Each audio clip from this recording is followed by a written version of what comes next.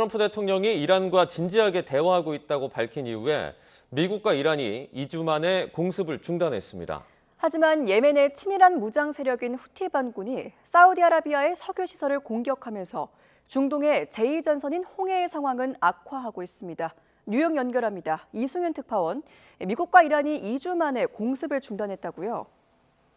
네, 그렇습니다. 13일 연속으로 이란 공습을 이어갔던 미국이 오늘은 공습을 중단했습니다. 매일 공습 사실을 공표했던 미 중부사령부는 공습 발표를 하지 않았습니다. 이에 이란도 주변 골프 국가에 대한 공습을 중단하면서 양측 간 공습은 일단 소강 상태에 접어들었습니다. 어제 이 트럼프 대통령은 이란과 진지하게 대화하고 있지만 이번에도 합의가 이루어지지 않을 경우에는 즉각적인 군사적 행동에 나서겠다고 밝혔습니다. 트럼프 대통령의 발언 직접 들어보시죠. Let me tell you, they're getting hit so hard, and they want to make a deal. But I say they're not ready to make a deal. Because every time they make a deal, they want to change it and everything. They're not ready. They'll be ready very soon. 네, 대신 호르무즈 해협을 우회하는 원유 수송로죠. 바브엘만데브 해협 부근에서는 교전이 격화하고 있다고요. 네, 그렇습니다. 후티 반군이 사우디에 대한 해상 봉쇄를 선언하고 사우디 선박을 공격한 이후 사우디아라비아가 예멘 후티 반군 점령지인 호네이다를 공습하자 후티는 다음 날 이 사우디의 석유 시설을 공격했습니다. 앞서 24일 사우디가 주도하는 아랍연합군이 예멘 호데이다에서 이 후티 반군과 연계된 군사 목표물을 겨냥한 군사 작전을 펼쳤습니다. 홍해에 접한 호데이다 주에서는 항구를 중심으로 곳곳에서 폭발음이 울렸으며 반군 매체는 지역 통신 인프라 시설과 호데이다주 연안 카마란 섬이 표적이 돼 2명이 다쳤다고 언급했습니다. 이에 대한 보복으로 후티 반군은 사우디 국영 석유 기업인 아람코가 운영하고 있는 지잔과 얀부의 시설을 공격한 뒤 앞으로 군사 행동을 확대하고 대응 수위를 더욱 높일 것이라고 경고했습니다. 사우디와 후티 반군의 충돌은 지난 2월 말 미국과 이스라엘의 이란 공격으로 시작된 전쟁의 새로운 전선을 의미한다고 AFP 통신은 전했습니다. 후티 반군은 이란의 지원을 받는 분리주의 세력인데요. 사우디는 이들에 맞서서 예멘 정부군을 그동안 지원해왔습니다. 양측은 지난 2022년 4월 유엔의 중재로 휴전에 돌입했지만 후티 반군은 지난 20일 예멘 수도 사나공항 폭격의 배후로 사우디아라비아를 지목하면서 휴전 종료를 선언했습니다. 이후 후티 반군은 사우디에 대한 전면적인 해상 봉쇄를 선언했고 23일 사우디 유조선 2척을 겨냥한 군사 작전을 수행했다고 밝혔습니다. 호르무즈 해협에 이어 홍해와 아덴만을 잇는 핵심 관문인 바브 엘만데브 해협으로도 전선이 확대된 건데 이에 대한 후티 반군의 발표 직접 들어보시죠. نفذت القوات المسلحة اليمنية عمليتين عسكريتين نوعيتين استهدفت الأولى أهدافا حساسة لمنشآت تتبع شركة أرامكو في جيزان. 네, 트럼프 대통령은 이란 전쟁 예산을 확보한 것과 관련해서 미군을 강화하겠다고 밝혔다고요. 네, 그렇습니다. 트럼프 대통령은 이란 전쟁과 관련해 오늘 직접적인 메시지를 내놓지 않았지만 전쟁 비용이 포함된 이 미 하원의 예산안 통과를 환영하면서 미군을 강화하겠다는 입장을 밝혔습니다. 950억 달러의 이 단기 긴급 예산 결의안엔 이란 전쟁 수행과 무기, 탄약 보충, 정보작전 비용 등이 포함됐습니다. 이에 발맞춰 미 중부 사령부는 예멘 후티 반군의 미사일과 드론 발사기지나 해상 표적을 정밀 타격할 수 있는 고이동성 다연장 로켓 시스템인 하이마스를 배치했다는 사실을 공개했습니다. 또 해협을 지나는 상선이나 미 함정을 향해 접근하는 후티 반군의 무인 자폭 보트나 이 자폭 드론, 해상 침투 편대를 공중에서 정찰하고 저지할 수 있는 아파치 공격 헬기도 작전 중이라고 밝혔습니다. 이런 가운데 아바스 아라그치 이란 외무장관은 예멘과 바브 엘만데브 해협과 다른 지역적 문제와 관련해서 군사적으로는 해결할 수 없다고 생각한다면서 외교적 대화를 촉구했습니다. 그러면서 현재 예멘 상황이 예멘과 사우디아라비아 등 영내 국가들 사이의 오랜 분쟁에서 기인한 것이라면서 이란과는 무관함을 주장했습니다. 지금까지 뉴욕에서 YTN 이승윤입니다. 미국 샌프란시스코를 방문한 이재명 대통령은 한국의 인공지능 시대 비전을 담은 샌프란시스코 AI 선언을 발표했습니다. 이 대통령은 대한민국이 대체 불가한 글로벌 AI 공급망의 핵심 국가로 도약할 거라며 메모리 반도체 경쟁력과 생산 역량을 토대로 신뢰할 수 있는 AI 반도체 생산 기지이자 공급망 파트너가 되겠다고 밝혔습니다. 또 이를 위해서 지난달 발표한 메가 프로젝트를 언급하며 수도권과 지방이 함께 이 세계 반도체 공급을 책임지는 다극 생산 거점 체계로 전환하고 있다고 소개했습니다. 이번 AI 서밋에는 삼성, SK 등 국내 기업뿐 아니라 엔비디아, 오픈 AI 등 인공지능 혁신을 이끄는 해외 기업들이 한자리에 모였습니다. 모두 1조 달러에 달하는 국내외 기업 간 대규모 투자 계획도 공개됐습니다. 홍민기 기자입니다. 샌프란시스코 AI 서밋에는 그야말로 국내외 인공지능 업계의 어벤져스가 총출동했습니다. 이재명 대통령을 중심으로 현대차와 삼성 등 우리 기업과 오픈 AI, 엔비디아 등 해외 빅테크 기업들의 수장이 번갈아 자리했습니다. 합계 시장 가치만 2조 원이 넘는 기업의 수장들은 이 대통령의 샌프란 AI 선언에 지지와 공감을 보냈습니다. We are confident Korea will remain a vital hub, will sustain as a vital hub for the global AI landscape. 이번 행사를 계기로 대규모 투자 협력 계획도 발표됐습니다. 엔비디아는 앞으로 5년간 7,500억 달러에 달하는 첨단 메모리 반도체를 SK로부터 장기 공급받기로 했고, We're going to be buying, of course, a great deal of memory and developing a great deal of memory together. 삼성전자는 브로드컴과 5년 동안 첨단 메모리 반도체 공급, AI 칩 생산을 위한 업무 협약을 맺었습니다. 완벽한 생태계를 구축하는 것은 물론 국경을 넘어선 글로벌 협력이 필수적입니다. 반도체 분야에서만 투자 공급 규모가 9,500억 달러, 우리 돈 1,300조 원을 넘습니다. 데이터 센터와 글로벌 AI 팩토리 구축, 대학의 로봇 개발 지원 등 인재 양성 분야에서도 국내외 기업 간 협력이 추진됩니다.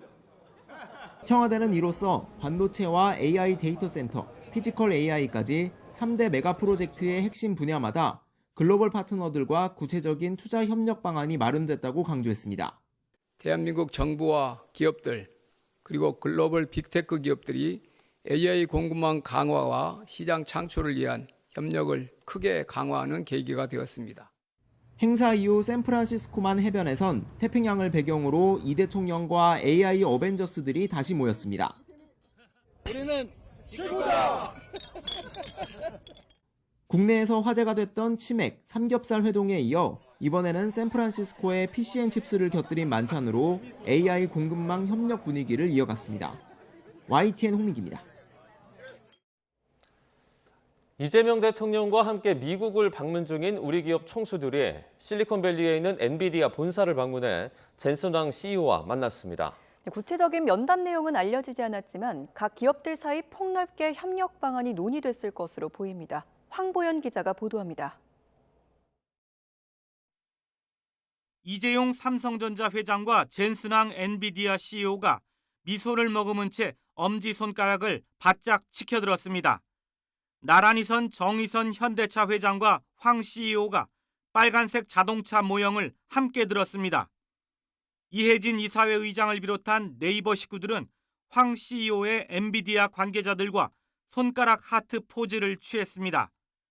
대통령과 함께 미국을 방문한 이 회장 등이 실리콘밸리에 있는 엔비디아 본사 로비에서 기념사진을 찍은 겁니다. 엔비디아 관계자는 사진 촬영 당시 주변에서는 직원들이 평소와 같이 업무를 이어가고 있었다고 말했습니다. 삼성 이 회장과 황 CEO는 이번 면담에서 메모리와 파운드리 사업을 집중적으로 논의했을 것으로 예상됩니다. 삼성전자는 엔비디아에 고대역 폭 메모리 HBM을 비롯한 고성능 메모리를 공급하고 있습니다. 삼성전자가 구축하고 있는 비즈니스가 반도체만 있는 게 아니라 비반도체 업이 있지 않습니까? 네. 공동의 비즈니스를 기획하는 자리다. 이렇게 생각해 보시면 도움이 되겠습니다. 현대차 정 회장과 황 CEO는 자율주행, 로봇, 제조 AI 등과 관련한 협력 방안을 논의한 것으로 전해졌습니다. 특히 황 CEO가 현대차그룹 투자 예정지인 새만금을 한국의 AI 밸리로 부르며 각별한 관심을 보였던 만큼 관련 협력 방안도 거론됐을 것으로 보입니다. 정의선 회장 같은 경우는 이런 GPU를 공급하는 또 HBM을 공급하는 기업과 비즈니스 교류가 있어야 될 것이고, 반대로 엔비디아 입장에서는 이 정의선 회장과 같은 로봇과 자동차를 만드는 기업이 필요한 것이고. 네이버 이해진 의장은 황 CEO와 만나 AI 팩토리 구축 사업과 관련한 추진 방안을 논의한 것으로 관측됩니다. 앞서 황 CEO는 전날 캘리포니아주 우드사이드에서 최태원 SK그룹 회장과 만찬을 하고 AI 인프라와 반도체, 피지컬 AI 분야의 협력 확대 계획을 논의했습니다. 지난달 초에는 젠슨항 CEO가 우리나라를 방문해 이 회장과 정 회장, 이 의장 등을 연쇄 회담하며 남다른 친밀감을 드러내기도 했습니다. YTN 황보현입니다. 정성호 법무부 장관이 논란이 일고 있는 자신의 거취와 관련해 사퇴 의지를 오래전부터 대통령실 참모들을 통해 전달해왔다고 밝혔습니다. 다만 해외 순방 중인 이재명 대통령이 귀국하면 사표를 제출할지 여부에 대해서는 말을 아꼈습니다. 박광열 기자입니다. 자신을 둘러싼 사퇴설과 관련해 정성호 법무부 장관이 직접 입장을 전했습니다. 이재명 대통령에게 직접 얘기한 건 아니라면서도 오래전부터 대통령실 참모들을 통해 사퇴의 뜻을 전한 건 사실이라고 YTN에 설명했습니다. 실제 정 장관은 여러 차례 장관직에서 물러나 국회로 돌아가고 싶다는 뜻을 주위에 피력한 것으로 파악됐습니다. 정 장관은 그동안 검사 보안수사권 폐지에 따른 부작용을 우려하며 여권 내 강경파와 온도차를 보였습니다. 정부가 보안수사 폐지를 기본 입장으로 정리한 뒤에도 보안수사 요구의 실효성 확보와 경찰의 모든 사건을 검찰로 넘기는 전권 송치제도 부활 등을 주장했습니다. 보안수사 요구 정도가 한 10% 정도 되고 있는데 상당히 많은 경우가 상당히 지연된다고 하더라도 실질적인 통제 수단이 없습니다. 수사에 대한 어떤 교차 검증들이 필요하기 때문에 여당이 최근 보안수사권 전면 폐지 당론을 추인하는 등 입법 드라이브를 본격화한 시점과 맞물리며 거취에 더 관심이 쏠립니다. 사퇴 의지 자체는 부인하지 않은 가운데 해외 순방 중인 이 대통령 귀국 뒤 공식 사표 제출 의향이 있는지와 시점 등에 대해선 아직 말을 아끼는 분위기입니다. 오는 10월 검찰청 폐지 등 형사사법 시스템 대격변을 앞두고 이 대통령 사법연수원 동기이자 대표적 친명계 중진으로 꼽히는 법무부 수장이 교체 수순을 밟게 될지 주목됩니다. YTN 박광렬입니다. 정성호 법무부 장관의 사의 표명 보도와 관련해 민주당 의원들의 해석은 엇갈렸습니다. 민주당의 한 초선 의원은 YTN과의 통화에서 정 장관이 보안수사권 폐지와 관련한 국회의 논의 과정을 언급하며 그만두겠다는 심경을 내비친 적이 있다고 전했습니다.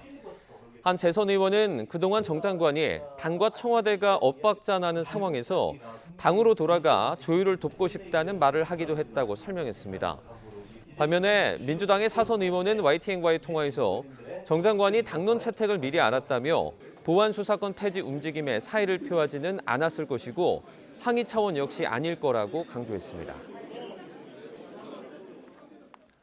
국민의힘은 정성호 법무부 장관의 사의 표명이 이재명 정부 레임덕의 신호탄이라고 평가했습니다.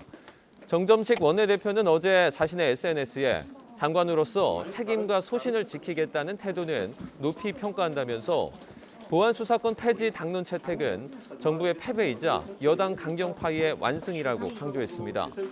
박성훈 수석 대변인도 논평을 통해 한편의 정치 연극을 보는 듯하다면서 정 장관이 정말 사법 정의를 걱정했다면 비겁하게 사표를 던지고 나몰라라 할 것이 아니라 대통령에게 거부권 행사를 공개적으로 건의하고 무도한 입법 폭주를 막아야 했다고 지적했습니다.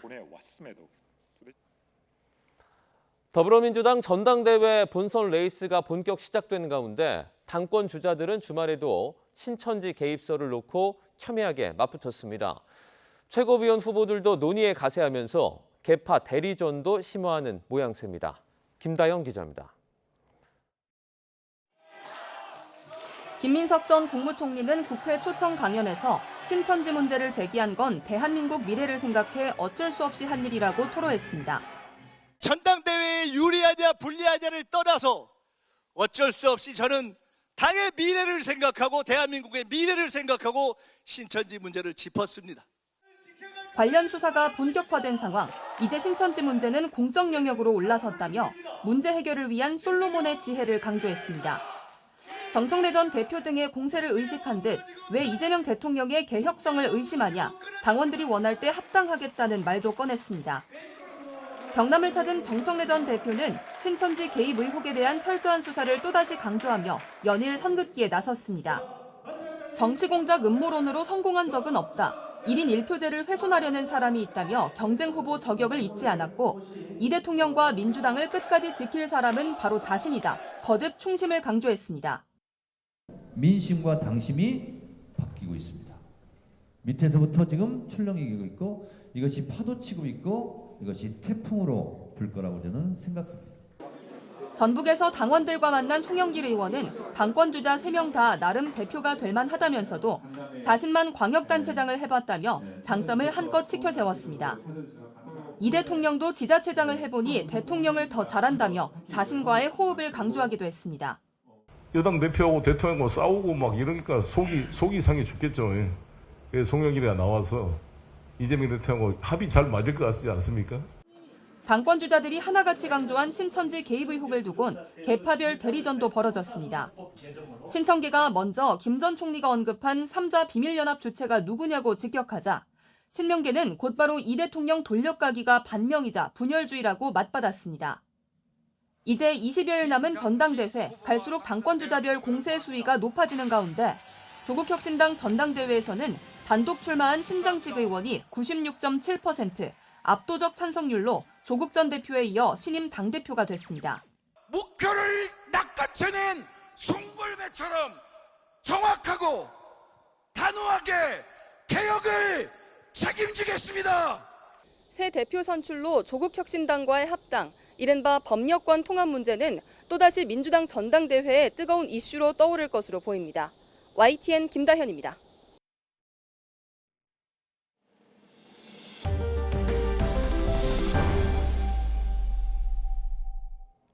극심한 더위가 이어지는 가운데 폭염특보 가운데 가장 높은 단계인 폭염 중대경보가 잇따라 발령됐습니다.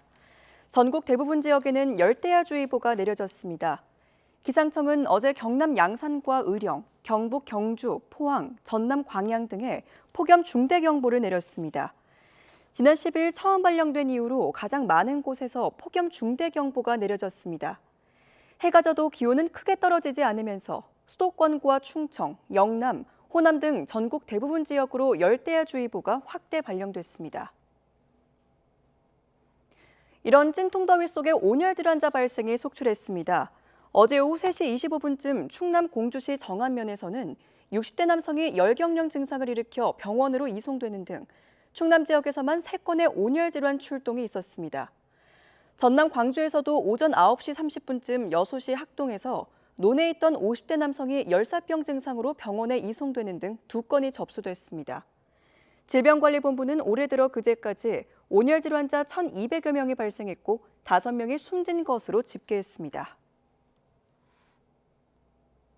어제는 더위가 가장 심하다는 삼복더위의 절정, 중복이었습니다. 이름값을 하듯 전국이 폭염에 시달렸는데요. 시민들은 보양식으로 지친 몸을 돌봤고 동물들은 얼음과 물 샤워를 하며 더위를 견뎠습니다. 김근우 기자입니다. 1년 중 가장 덥다는 삼복더위 가운데 중복. 폭염 중대경보가 내린 거리는 지나는 사람을 찾기 어려울 정도로 한산합니다. 도심은 온통 한증막처럼 변했습니다. 와, 이 숙소에서 문을 열고 나오자마자 진짜 와, 이거 쉽지 않겠다 하면서 나왔는데 아니나 다를까 선크림이고 뭐 땀으로 지금 몸이 다 젖어가지고. 무더위가 힘겨운 건 동물들도 마찬가지입니다. 산책을 나온 아기 사자는 야외 방사장이 신기한 듯 장난을 치다가도 난생 처음 겪는 한여름 열기를 식히려 금세 바닥에 누웠습니다.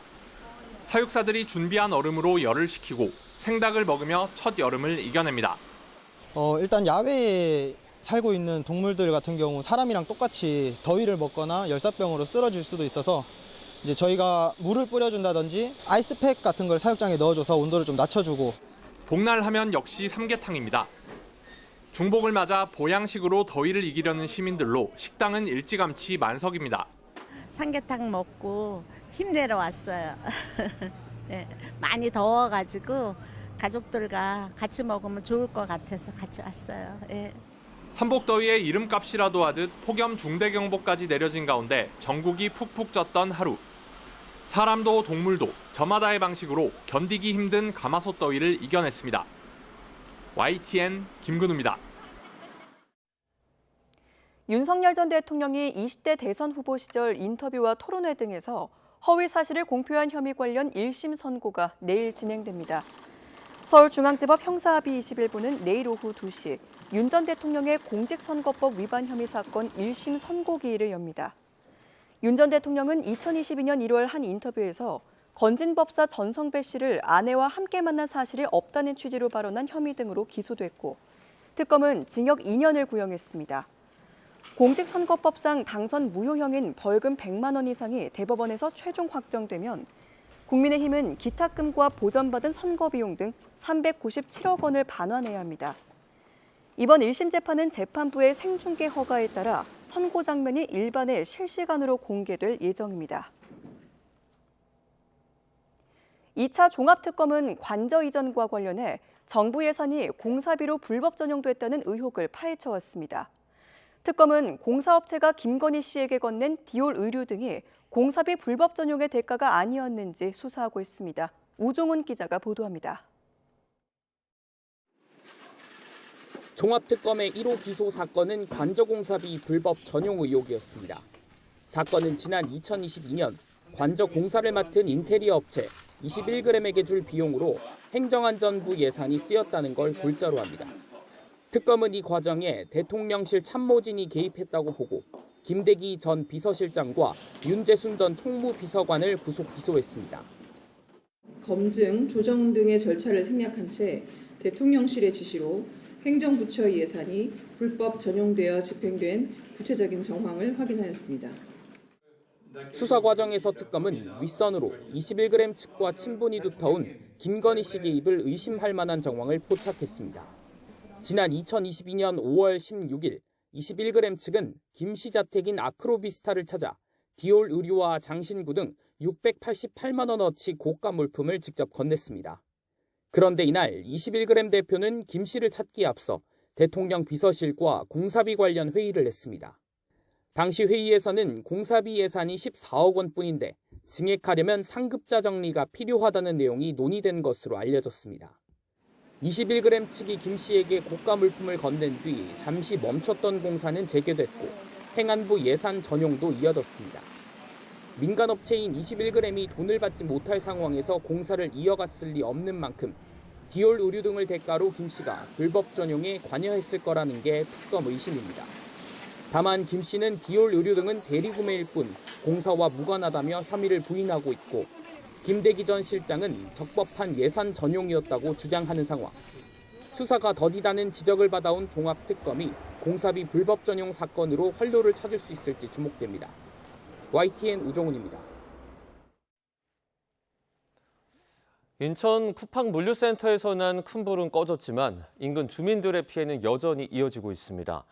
바람에 날리는 분진과 탄내에 임시 대피소로 몸을 피한 주민들은 무더운 여름 휴가는 꿈도 못 꾸는 처지입니다. 윤혜리 기자입니다. 대형 화재가 발생했던 인천 쿠팡 물류센터 근처에 있는 가정집입니다. 물티슈로 연신 방바닥을 닦아내도 진득해진 바닥엔 검은 분진이 계속 묻어나옵니다.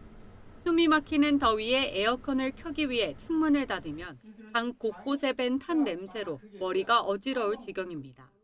문만 열으면요 그게 막 냄새가 막 들어와요. 사람들 문 좀 열지 말라고 이제 그러는데 문 안 열면 어떻게 열어야지 우리도 환기시키고.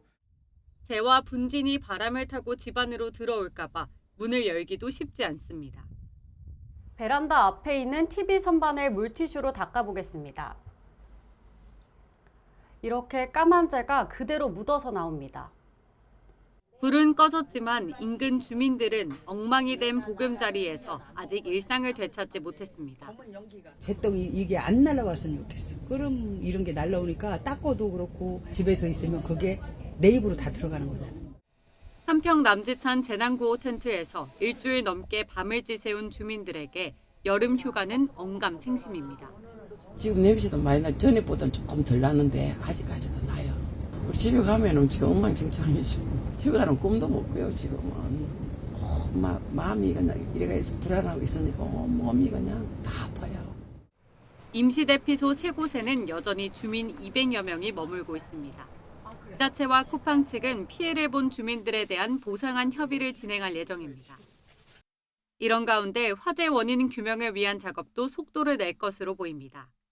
소방과 경찰은 건물 내부 진입이 가능할지 안전진단을 거쳐 합동 감식을 진행할 계획입니다. YTN 윤혜리입니다. 배송 경쟁이 치열해지면서 유통업계의 물류센터는 갈수록 커지고 있습니다. 물류센터가 대형화할수록 한번 화재가 발생하면 피해 규모도 커질 수밖에 없는데요. 최근에 쿠팡 인천 물류센터 화재를 계기로 초대형 물류시설의 안전관리가 새로운 과제로 떠오르고 있습니다. 오동건 기자입니다.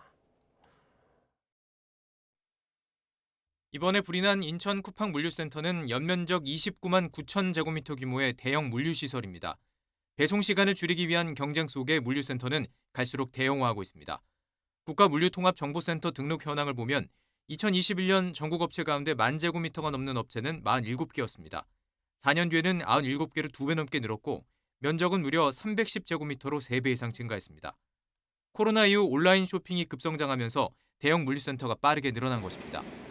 쿠팡은 전국 200여 개의 풀필먼트 센터를 운영하고 있고 CJ 대한통운과 한진, 롯데글로벌로지스도 각각 200개 안팎의 물류 거점을 운영하고 있습니다. 그런데 규모가 커질수록 화재 위험도 함께 커지고 있습니다. 지난 2021년부터 올해 상반기까지 전국에서 발생한 창고 화재는 7,300여 건, 전체 화재의 63%가 물류창고에서 발생했고 재산 피해는 90%가 넘는 1조 3,400억 원이 일반 창고에 집중됐습니다. 물류센터는 대량의 상품과 포장재가 쌓여있고 내부 구조도 복잡해 불이 나면 대형 화재로 번지기 때문입니다. 우리가 택배로 받는 그런 간단하게 박스나 비닐로 포장된 것들이 있잖아요. 그런 게 수십만 개, 수백만 개가 안에 있는 상태니까요. 매우 위험한 상태고요. 이번 화재를 계기로 업체들도 긴급 점검에 나섰습니다. CJ 대한통운은 AI CCTV와 함께 안전상황실 운영을 강화했고 한진과 롯데글로벌로지스도 전국 물류센터의 화재 예방 시스템을 점검하고 있습니다. 하지만 전문가들은 점검만으로는 한계가 있다고 지적합니다. 전국 물류창고업 등록시설 5,948곳 가운데 4,325곳, 72.7%는 강화된 화재 안전 기준이 적용되기 전에 등록된 시설이기 때문입니다. 과거의 기준으로 관리되고 또 이를테면 시설들이 설치되어 있는 곳들은 사실 어떻게 보면은 이런 적극적인 개념의 어떤 성능들을 갖추지 못하거나 좀 미흡한 곳들이 분명히 있거든요. 강화된 화재 안전 기준의 사각지대에 놓인 기존 물류창고에 대한 보완책 마련이 시급하다는 지적입니다. 배송 경쟁에 맞는 초대형 물류센터 시대, 이제는 배송 속도만큼이나 안전 시스템도 함께 고도화해야 할 때입니다. YTN 오동건입니다. 제주의 해수욕장 근처에서 돌을 들고 다니며 소란을 피우던 남성이 출동한 경찰관을 폭행하다 체포됐습니다. 휴가철 피서 계획이 많은 한낮에 벌어진 일입니다. KCTV 제주방송 김경임 기자의 보도입니다. 해수욕장 인근 도로에 도착하는 경찰차. 검은 반팔 차림의 남성이 경찰차에 다가가더니 팔을 올려 위협하는 신용을 합니다. 그런데 자세히 보니 한 손에 무언가 들려 있습니다. 이내 차량에서 내린 경찰이 남성을 불러 이야기를 하려는 순간 갑자기 경찰관에게 달려듭니다. 순식간에 벌어진 상황에 폭행당한 경찰관은 머리를 부여잡고 함께 출동한 또 다른 경찰과 근처 행인까지 합세해 황급히 남성을 제압합니다. 사건이 발생한 건 지난 16일. 함덕해수욕장 근처에서 누군가 소란을 피우고 있다는 신고가 접수돼 경찰이 출동했는데 남성이 들고 있던 돌로 경찰관을 가격한 겁니다. 사건이 발생한 현장입니다. 피의자는 이 일대에 수분 동안 돌을 들고 다니며 행인들을 위협하기도 한 것으로 알려졌습니다. 휴가철 해수욕장을 찾는 피서객들이 많은 데다 유동인구가 많은 낮 시간대인 만큼 자칫 행인들도 피해를 입을 수 있던 상황. 40대 남성은 결국 현장에서 체포됐습니다. 그 아저씨가 들어넣어가 내리는 우리는 그냥 누구 싸움 지나간 줄 여기 하자. 한 분이 난동 부리신 것 같은데 경찰분들이 오셔서 진압하셨고. 경찰 조사 결과 붙잡힌 남성은 술을 마신 상태는 아니었으며 출동했던 경찰은 머리 등에 부상을 입은 것으로 전해졌습니다. 경찰은 해당 남성을 특수 공무집행 방해 등의 혐의로 구속했습니다. 최근 3년 사이 제주에서 공무집행 방해 혐의로 경찰에 검거된 건 720여 명. 이 가운데 108명이 구속됐습니다. KCTV 뉴스 김경임입니다. 서울 화곡동 주택가에서 여고생에게 흉기를 휘두른 10대 남성이 구속됐습니다. 서울 남부지방법원은 살인미수 혐의를 받는 10대 A씨에 대해 증거인멸과 도주 우려가 있다며 구속영장을 발부했습니다. A씨는 지난 23일 오후 1시 20분쯤 화곡동 주택가에서 평소에 알고 지내던 여고생에게 흉기를 휘둘러 살해하려 한 혐의를 받습니다. 젤렌스키 우크라이나 대통령이 러시아가 북한군 3만 명의 추가 파병을 원하고 있으며 이미 접경지 배치를 준비하고 있다고 주장했습니다. 지금까지의 파병 규모를 훌쩍 뛰어넘는 대규모인데 추가 파병이 현실화할 경우 상당한 파장이 예상됩니다. 보도에 유토건 기자입니다. 젤렌스키 대통령은 영상연설을 통해 북한군의 대규모 추가 파병 가능성에 관련된 움직임을 언급했습니다. Росія хоче отримати ще 30 тисяч військових з Північної Кореї. Вже з червня готуються у Воронезькій області, щоб їх прийняти. 보로네시는 러시아 남서부에 있는 지역으로 우크라이나와 일부 국경을 맞대고 있습니다. 젤렌스키 대통령은 또 북한이 러시아에 새로운 탄도미사일 발사대를 공급할 준비를 하고 있다고 밝혔습니다. 그러면서 이러한 움직임은 우크라이나뿐 아니라 북한 미사일 사정권에 있는 모든 아시아 국가의 위협이라고 강조했습니다. Росія допомагає Північній Кореї навчатись війні. Вона покращує їхню зброю, дає їм досвід реального застосування зброї. Все це загроза. 젤렌스키 대통령은 그러나 추가 파병 가능성의 구체적 근거는 제시하지 않았습니다. 앞서 최선희 북한 외무상은 지난 19일 모스크바를 방문해 푸틴 대통령을 만났으며 푸틴 대통령은 북한의 군사적 지원에 거듭 감사를 표시했습니다. Хочу выразить признательность за поддержку проводимой нами специальной военной операции. 북한은 재작년 러시아와 군사동맹에 준하는 포괄적인 전략적 동반자 조약을 체결한 뒤 쿠르스크에 파병을 시작했습니다. 4차례에 걸쳐 최대 2만 명 정도를 파견한 것으로 추정되며 최전선에 투입된 전투병을 중심으로 6천 명의 사상자가 나온 것으로 알려졌습니다. YTN 유튜원입니다. 우크라이나 전쟁이 5년째 계속되면서 평범한 서민들의 일상은 완전히 무너졌습니다. 전장에 끌려 나온 40대 가장은 1년간의 생존 기록을 통해 참혹한 전쟁의 민낯을 그대로 전했습니다. 김선중 기자가 보도합니다. 좁고 어두운 참호, 한 명이 겨우 누울 수 있는 이곳이 42살 세르이 크리니츠키의 전쟁터입니다. Чи нора, чи гробниця, блядь. Хрен його знає, що там прилетить.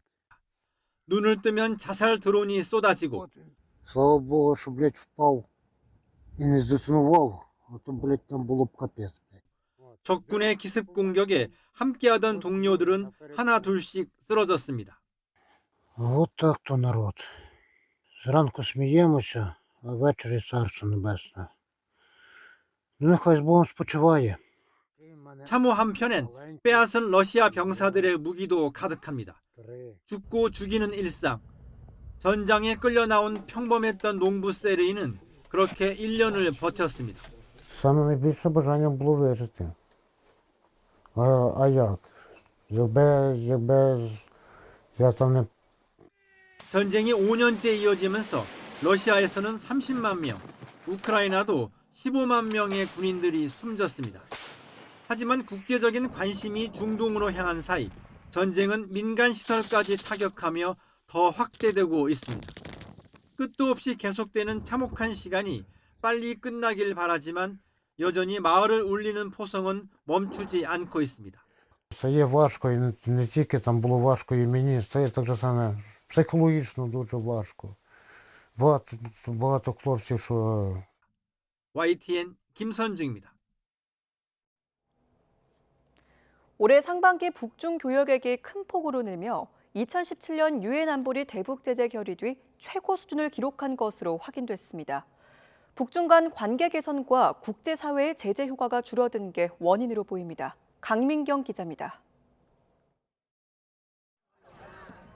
올해 상반기 북중 교역액은 15억 687만 달러, 지난해 같은 기간보다 19.6% 증가했습니다.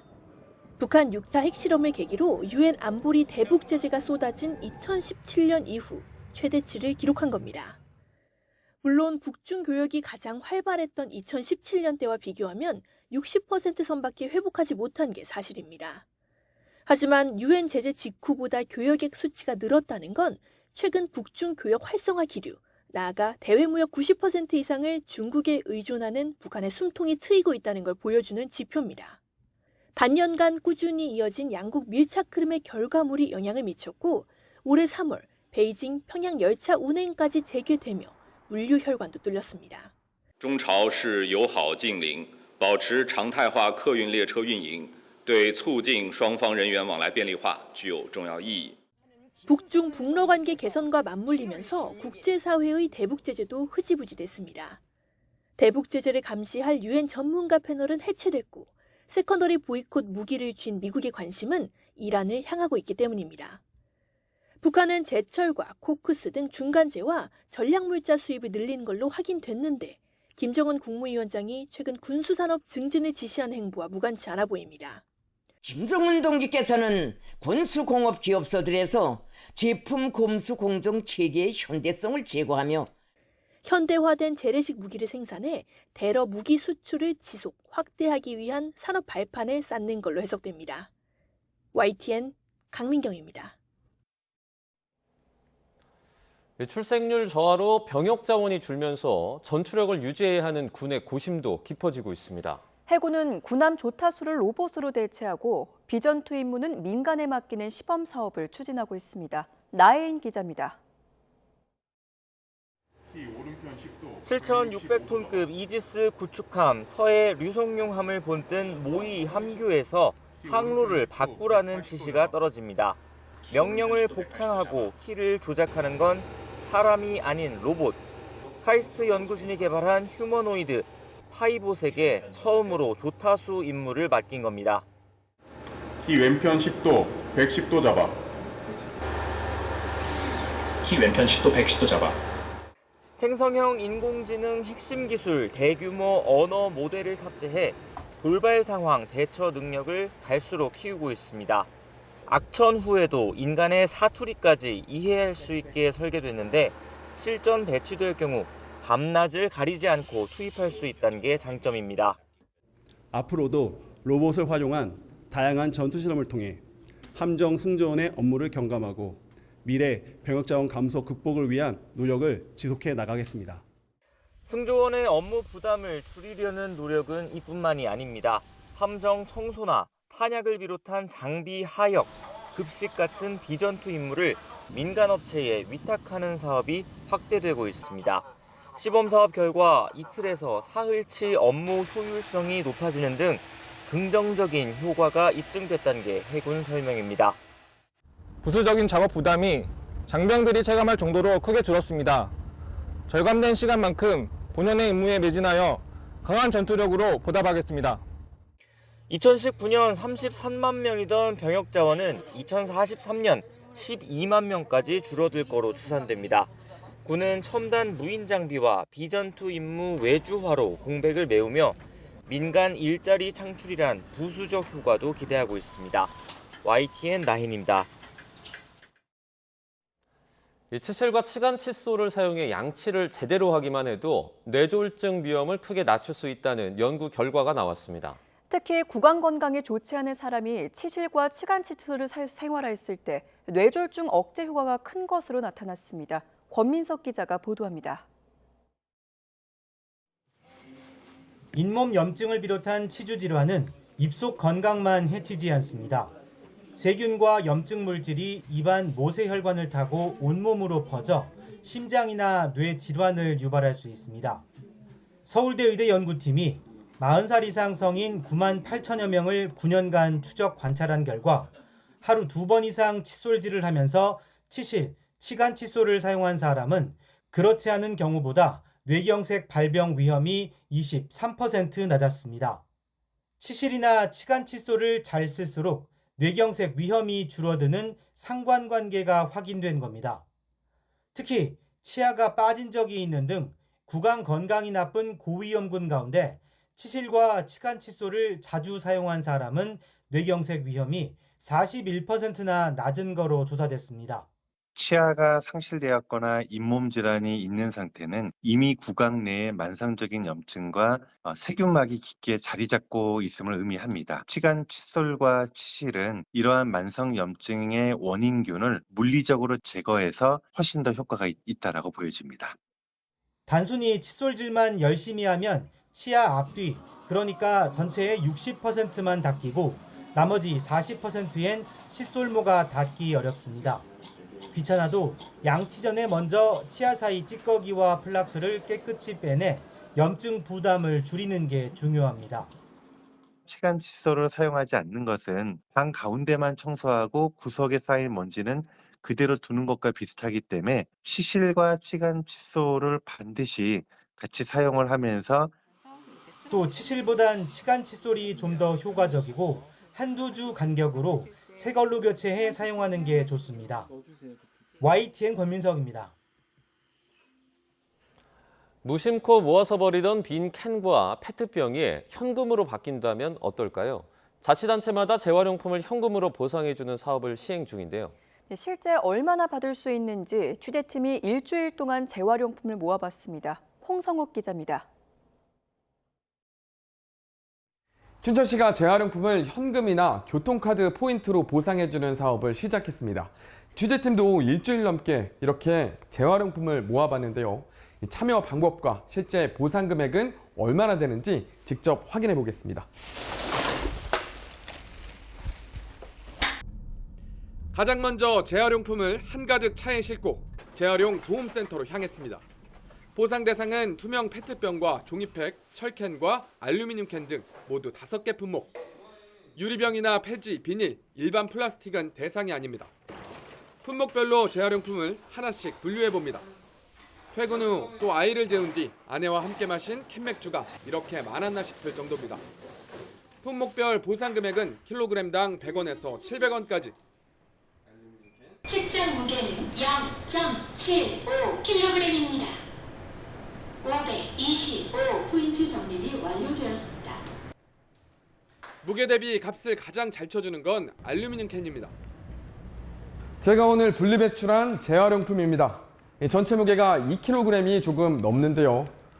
현금처럼 쓸 수 있는 1150포인트를 받았습니다. 재활용품을 모아보니 일상에서 생각보다 많은 일회용품을 사용하고 있다는 사실을 새삼 실감합니다. 버리면 쓰레기였지만 분리배출하니 작게나마 현금으로 돌아온다는 점도 색다른 경험이었습니다.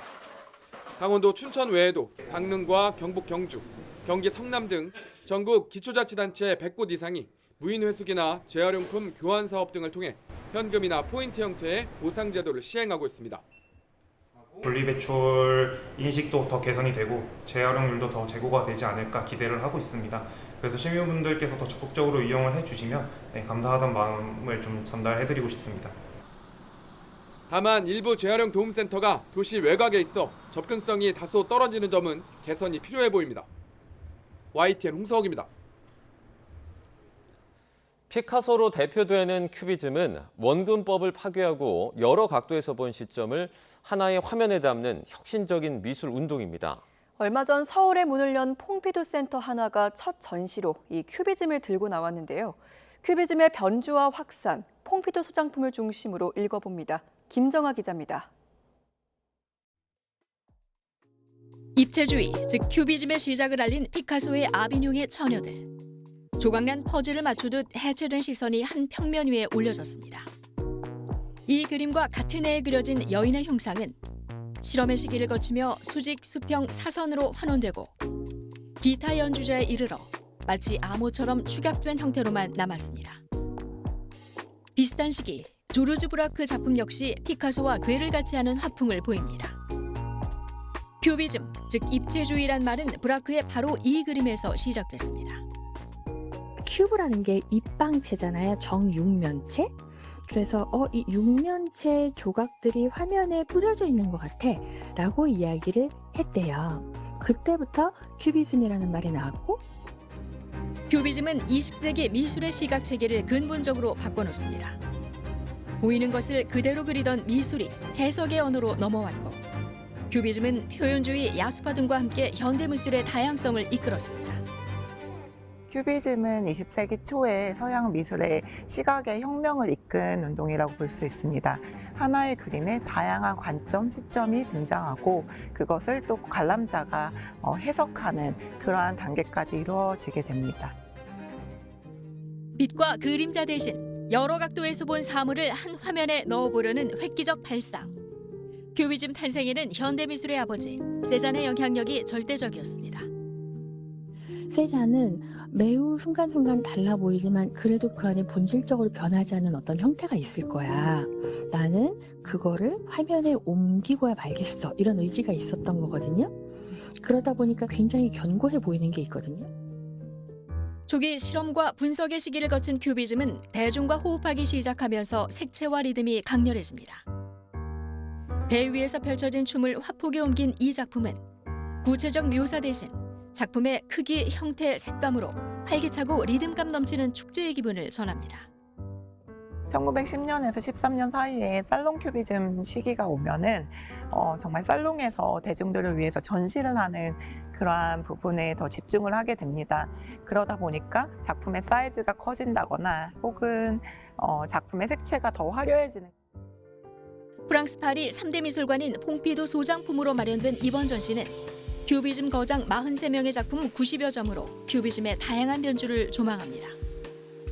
파리의 풍경을 큐비즘으로 풀어낸 로베르 들로네의 대형 작품과 크레이트까지 하면 900kg 가까운 무게였기 때문에 성인 남성 8명이 거의 낑낑거리면서 옮겨야 했고, 아시아 최초 공개되는 피카소의 발레 무대막 작품은 놓치면 안 될 포인트입니다. 특별 섹션에서는 큐비즘이 한국 현대미술에 남긴 흔적을 함께 조명합니다. 박내연 작가 같은 경우는 한국의 여성 작가로서 그 서구의 큐비즘의 어떤 형식을 받아들이면서 먹의 번짐과 같은 동양적인 그런 동양화의 특성을 살려서 자신만의 어떤 양식을 구축해냈었다라는 점에서 굉장히 독특한. 대상을 쪼개고 비틀어 세상을 다르게 보게 만들었던 큐비즘. 100년 전 파리를 흔들었던 혁신적 시선이 21세기 서울에서 또 다른 영감을 주고 있습니다. YTN 김정아입니다. 서울 성수대교에 이어서 동작대교 진입로에서도 단차가 발견됐습니다. 서울시는 최근 시내 교량 전수조사에서 동작대교 북단으로 진입하는 연결로에 8cm에 달하는 단차를 확인했다고 밝혔습니다. 다만 성수대교 단차 발생 구간처럼 흙과 옹벽 위에 놓인 도로인 만큼 붕괴 위험이 크지 않다고 설명했습니다. 시는 성수대교 진입로 단차 발견 이후에 진행하고 있는 전수조사가 끝나면 관련 현황과 대책을 발표할 방침입니다. 어제 저녁 8시 50분쯤 전남 광주 장성군 황룡면에 있는 운송장비 제조업체에서 불이 났습니다. 직원들이 모두 퇴근한 이후라 다친 사람은 없었지만 불길이 거세게 번지며 연기 흡입 우려 등을 알리는 긴급 재난 문자가 발송되기도 했습니다. 소방은 업체 내부 폭발 위험 등을 고려해 담당 소방서 인력을 모두 동원하는 대응 1단계를 발령해 5시간 반 만에 불을 완전히 껐습니다.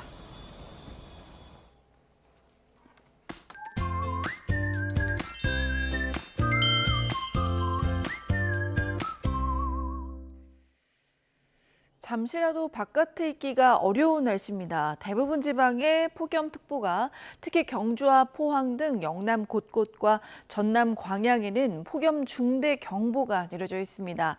현재 대기 불안정으로 수도권에는 소나기가 오고 있는데요. 오늘 저녁까지 곳곳에서 돌풍과 벼락을 동반한 요란한 소나기가 예상됩니다. 강원도를 제외한 전국에는 열대야 주의보도 발효 중입니다. 지난 밤 사이에도 25도를 웃돌면서 열대야가 나타난 곳이 많은데요. 현재 기온 살펴보면 서울이 27.1도, 대구가 26.4도로 곳곳에서 열대야가 나타났고 낮 기온은 서울이 33도, 춘천이 30도, 대구는 37도까지 오를 것으로 보입니다. 내일 수도권과 강원도의 소나기를 끝으로 중부지방의 장마도 종료될 전망입니다. 날씨였습니다. 뉴스타트 2부 마칩니다. 잠시 후 2부가 이어집니다. 시청해주신 여러분 고맙습니다.